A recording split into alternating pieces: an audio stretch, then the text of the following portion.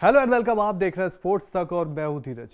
England cricket team Bharat आ चुकी है। आप सभी जानते हैं कि 5 टेस्ट मैच की जो सीरीज है वो 25 तारीख से शुरू हो रही है और इस सीरीज में कहीं ना कहीं इंग्लैंड ये सवाल ढूंढ रहा है कि क्या जो उनका बेसबॉल है उसको भारत में सक्सेस मिलेगी, क्या वो स्पिन के खिलाफ अपना बेसबॉल सही कर पाएंगे, क्या वो खेल पाएंगे, ये सवाल इंग्लैंड ढूंढ रहा है। पर साथ ही भारत भी कई सवाल ढूंढ रहा है और उनमें से एक सवाल का जो नाम है वो है शुभमन गिल। शुभमन गिल क्यों?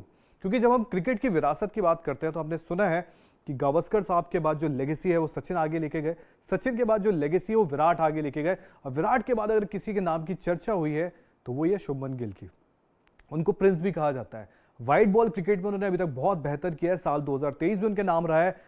पर अगर बात करें रेड बॉल क्रिकेट की तो फर्क नजर आता है और एक बड़ा फर्क नजर आता है। जितना अच्छा उनका व्हाइट बॉल है उतना ही बुरा उनका रेड बॉल करियर नजर आता है।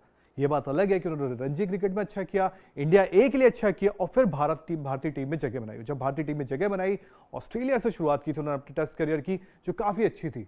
जो गाबा की ऐतिहासिक जीत भी मिली थी वो भी शुभमन गिल के 91 रन की उसमें बड़ा योगदान था।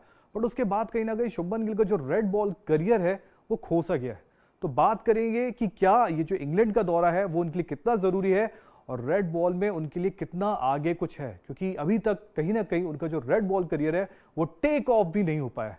तो बात करेंगे शुभमन गिल पर। सबसे पहले आपको बताते हैं कि शुभमन गिल का टेस्ट करियर कैसा है। अगर आप आंकड़ों के हिसाब से देखें 37 पारियों में 1040 रन आपको नजर आएंगे।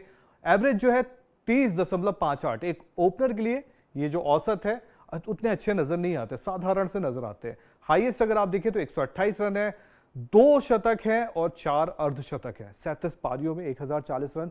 कहीं ना कहीं शुभमन गिल जिस हिसाब से नजर आते हैं, जिस हिसाब से वो खिलाड़ी है, उस हिसाब से आंकड़े उन पर अच्छे नहीं लगते। अब बात करेंगे शुभमन गिल के ओवरऑल करियर पे। क्यों?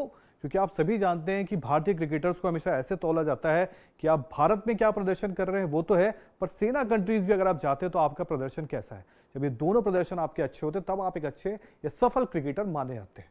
शुभमन गिल की 37 पारियों में अगर भारत में बात करें तो 14 पारियां हैं। 14 इनिंग्स में अगर आप देखें तो उनके 417 रन है, 32.07 का उनका एवरेज है, हाईएस्ट 128 है, 1 शतक है, 2 अर्धशतक। और 1 शतक आपको याद होगा लास्ट बॉर्डर गावस्कर ट्रॉफी थी, वहां पे आया था अहमदाबाद पे। उसके बाद अगर देखें 3 ऑस्ट्रेलिया। भारत में भी उनको अपने ऊपर थोड़ा सा है कि अपना करियर सुधारना है, अपने स्टैट सुधारने, उन पर भी काम करना है। ऑस्ट्रेलिया की बात करें, ऑस्ट्रेलिया में उन्होंने अपने करियर की शुरुआत की थी, काफी अच्छी शुरुआत है। 6 पारियों में 259 रन, एवरेज 51.8 का है। इस साल के अंत में जब वो जाएंगे ऑस्ट्रेलिया तो कम से कम उनको ये जो आंकड़े हैं उनके लिए बड़े अच्छे साबित होंगे और एक पॉजिटिव चीज दिखाएगी कि कम से कम उनके रन आए। हाईएस्ट 91, जैसा मैंने आपको बताया कि ब्रिस्बेन की गाबा में पारी खेली थी, शतक नहीं था उनका पर 2 अर्धशतक, बड़ा अच्छा करियर की शुरुआत यहीं से होती। बांग्लादेश में अगर आप देखिए तो 4 पारी है, 157 रन है, 39.25 का औसत है, 110 हाईएस्ट है और 1 शतक इनका। अगर आप शतकों पे जाए तो एक भारत में, एक बांग्लादेश में। इसके अलावा अगर आप देखें तो कहीं ना कहीं तकलीफ यहां से शुरू होती है कि आपने देखा कि शुभमन गिल के साथ जो ऑस्ट्रेलिया में उनको बाउंस मिलता वो तो उन्होंने टैकल कर लिया था, लेकिन जब बाउंस के साथ बॉल मूव करता है वहां उनको तकलीफ होती है, स्विंग होता बॉल। इंग्लैंड में आप देखें जहां बॉल स्विंग होता है, 6 पारी में 88 रन है, 14 का औसत है, जो बड़ा ही साधारण सा दिखता है या बिलो आप कह सकते हैं, हाईएस्ट 28 है। तो ये उनके करियर पे थोड़ा चीजें हैं जो कहते हैं ना कि अभी तक करियर टेक ऑफ क्यों नहीं कर रहा। साउथ अफ्रीका से आप सभी जानते हैं कि हाल ही में टीम इंडिया लौट के आई थी टेस्ट सीरीज खेल के। 4 पारी में 74 रन है।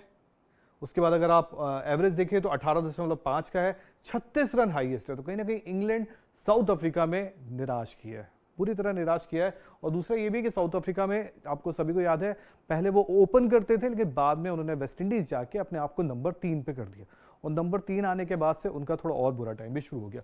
वेस्ट इंडीज से उन्होंने अपने नंबर 3 की बात की थी जब राहुल द्रविड़ साहब से बोला कि मैं नंबर 3 खेलना चाहता हूं। उसके बाद यशस्वी ओपन करने लगे। 3 पारियों में 45 रन है, 22 का औसत है, 29 उनके हाईएस्ट है।